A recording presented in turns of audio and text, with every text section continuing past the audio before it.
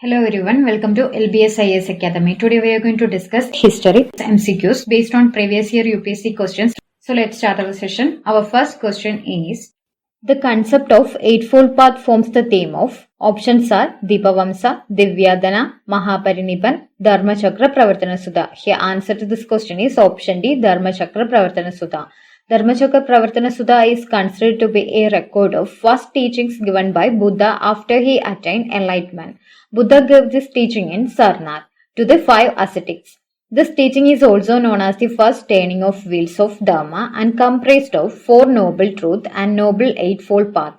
Noble eightfold path is often represented by means of Dharma wheel, whose 8 spokes represent the 8 elements of the path. Eightfold path includes right understanding, right intent, right speech, right action, right livelihood, right effort, right mindfulness and right concentration. So here answer to this question is option D, Dharma Chakara Pravartana Sutta. Which one of the following ancient Indian records is the earliest royal order to preserve food grains to be utilized during crisis in the country? Options are Zogara Copper Plate, Ruminde Pillar Edicts of Ashoka, Prayaga Prashasti, Maroli Pillar Inscriptions of Chandra. Here answer to this question is option A, Zogara Copper Plate. The earliest known Zogara copper plate was found at Zogara in Gorakhpur district of Uttar Pradesh and is supposed to be from the Mauryan period that mentions famine relief efforts. The inscription is written in Prakrit in Brahmi script and records a royal order that the grain stored in the granary should be carefully distributed. It is one of the very few pre-Ashoka Brahmi inscriptions in India. So here answer to this question is option A, Zogara copper plate. The given map relates to option A, Kanishka at the time of his death, option B, Samudragupta after the close of his South Indian campaign, option C, Ashoka towards close of his reign, option D, Empire of Tanishwar on the eve of Harsha's accession. Here answer to this question is option C, Ashoka towards close of his reign. The given map is related to the reign of Ashoka towards end of his rule. Ashoka, popularly known as Ashoka the Great, was an Indian emperor of Maurya dynasty who ruled over the Indian subcontinent from 268 BC to 232 BC. His empire stretched from present-day Pakistan, Afghanistan in the west to present-day Bangladesh and Indian state of Assam in the east, and as far south as northern Kerala and Andhra.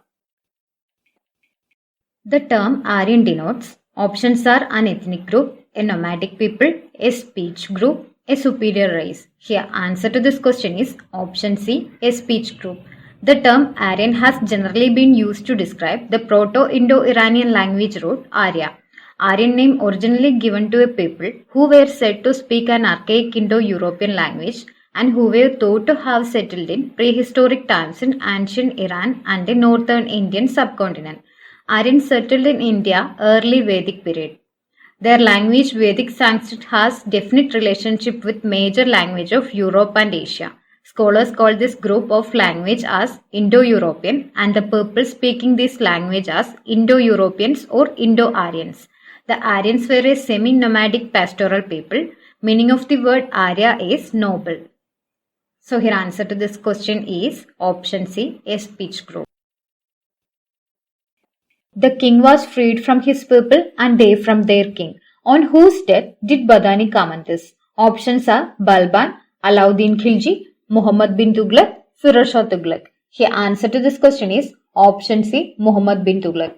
The statement was given at the death of Muhammad bin Tughlaq as he made many decisions that disturbed normal life of people.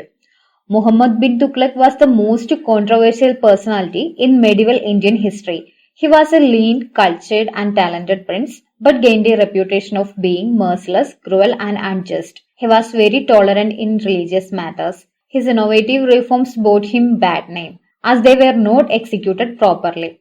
To safeguard the capital from Mongol invasion and to have better control over South India, Sultan decided to shift capital from Delhi to Devagiri. He decided to shift the entire population. Many people died during the rigorous journey in the summer. After 2 years, the Sultan abandoned Daulatabad and asked them to return to Delhi. To curb the rebellion of Tahi, Tughlaq entered into Sindh desert and died due to a sunstroke. The decline of the Delhi Sultanate claimed due to his hasty decisions and defective policy implementation. So here the answer to this question is option C, Muhammad bin Tughlaq. Who among the following streamlined Maratha administration after Sambhaji? Options are Rajaram, Balaji Vishwanath, Gangabhai and Nanaji Deshmukh. Here answer to this question is option B, Balaji Vishwanath.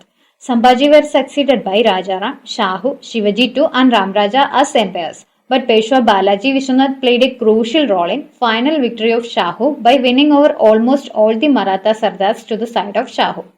Under Bajiraya I, Maratha power reached a zenith. But that option is not given here. So best answer is Balaji Vishwanath. Balaji Vishwanath was the 6th Peshwa and the first in a series of hereditary Peshwas of Maratha Empire. For his exemplary service to Chhatrapati Shahu in consolidating an empire and setting right many things in kingdom, he is called the second founder of Maratha state. He made the post Peshwa hereditary and is also known in history for making the position of Peshwa the most important and influential in Maratha administration. So here answer to this question is option B, Balaji Vishwanath. One consistent feature found in the history of southern India was the growth of small regional kingdoms rather than large empires because of option A, absence of mineral like iron, option B, too many divisions in the social structure, option C, absence of vast areas of fertile land, option D, scarcity of manpower. Here answer to this question is option C, absence of vast areas of fertile land. One consistent feature found in the history of southern India was the growth of small regional kingdoms rather than large empires because of absence of vast areas of fertile land. The first writer to use Urdu as the medium of poetic expression was, options are Amir Khusro, Mirza Ghalib, Bahadur Shah Zafar and Faiz. Here answer to this question is option A, Amir Khusro. Amir Khusro was an Indo-Persian Sufi singer who lived under the Delhi Sultanate. He is an iconic figure in the cultural history of the Indian subcontinent. He composed poetry in Arabic and Persian besides being the first writer to use Urdu as a medium of poetic expression. Khusro is sometimes referred to as the voice of India or parrot of India and has been called the father of Urdu literature. So here answer to this question is option A, Amir Khusro. Who among the following was associated with suppression of thugs? Options are General Henry Prendergast, Captain Sleeman, Alexander Buss and Captain Robert Pemberton. Here answer to this question is option B, Captain Sleeman. Captain William Sleeman was appointed by Lord William Bentinck to suppress the thugs. William Henry Sleeman was a British soldier and administrator in British India. He is best known for his work from 1830s in suppressing the organized criminal gangs known as Thuggery. The most commendable measure which Bentinck undertook and which contributed to the material welfare of the people was the suppression of thugs. A campaign was systematically organized by Colonel Sleeman from 1830 against the thugs. During the course of 5 years, nearly 2,000 of them were captured. A greater number of them were exterminated and rest of were transported to the Andaman and Nicobar Islands. For his role in the suppression of thugs, Sir William Sleeman was known as Thuggy Sleeman. So here answer to this question is option B, Captain Sleeman. The Pune Pact in 1934 provided for option A, creation of dominion status for India, option B, separate electorates for the Muslims, option C, separate electorates for the Harijans, option D, joint electorate with reservation for Harijans. Here answer to this question is option D, joint electorate with reservation for Harijans. On August 1932, the British Prime Minister Ramsay MacDonald announced Communal Award, which provided for separate electorates for the depressed classes, that is, the Muslims, the Europeans, the Sikhs, the Anglo-Indians and the Indian-based Christians.